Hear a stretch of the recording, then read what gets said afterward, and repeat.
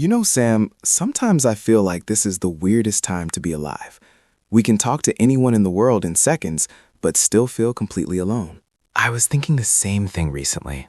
Like my phone never stops buzzing. Messages, notifications, group chats.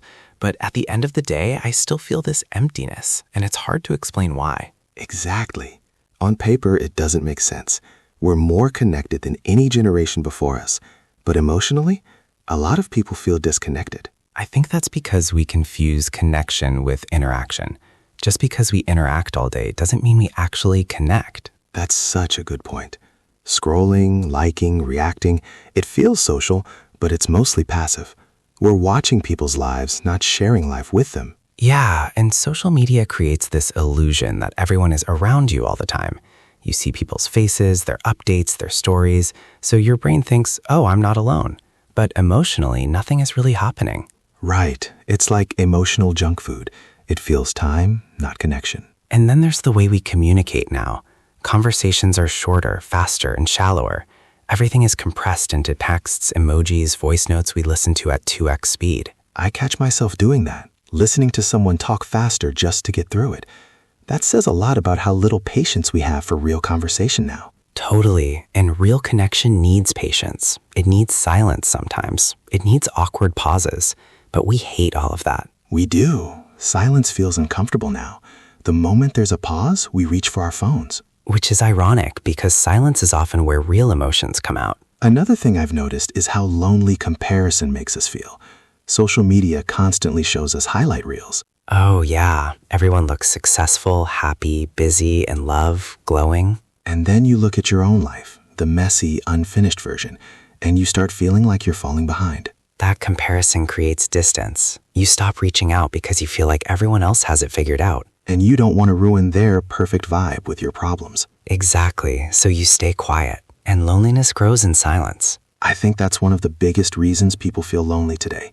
We don't want to be a burden. Yes, we're scared of oversharing, of being too much. So instead of saying, I'm not okay, we say, I'm fine, and post something happy online. And when everyone is pretending to be fine, no one feels safe enough to be honest. That's such a powerful cycle. Everyone is lonely, but everyone thinks they're the only one. And the sad part is vulnerability is what creates closeness. But it's also the thing we avoid the most. Because vulnerability means risk, it means you might not be understood. Or worse, ignored. And being ignored hurts more than being rejected sometimes. It really does. I think technology has also changed how replaceable people feel. If one conversation gets boring or uncomfortable, there are hundreds of others waiting online. So we don't invest deeply. We keep things surface level because it feels safer. But safety comes at a cost. Depth. Exactly. And without depth, relationships start feeling empty. Another thing I've noticed is how busy everyone is, or at least how busy everyone looks. Being busy has become a personality trait. Yeah, we use I'm busy as a shield. Sometimes we're not even busy. We're just mentally exhausted. And loneliness isn't always about being alone. Sometimes it's about feeling unseen, even when you're with people. That hits hard.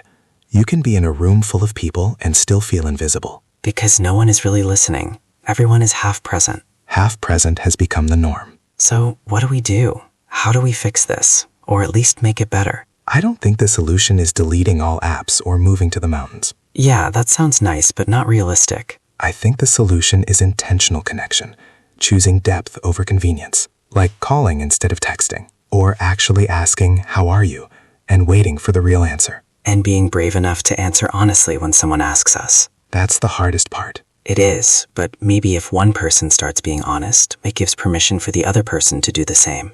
Loneliness isn't a personal failure. It's a social signal. It tells us we need real connection, not just constant contact. And real connection takes effort, courage, and time. But it's worth it, always. So if you're listening to this and feeling lonely, you are not broken. You're human. And maybe the answer isn't being connected to everyone, but being truly connected to someone. Even one person can make a difference. That's a good place to end. Yeah. Thanks for listening. Stay connected the real way.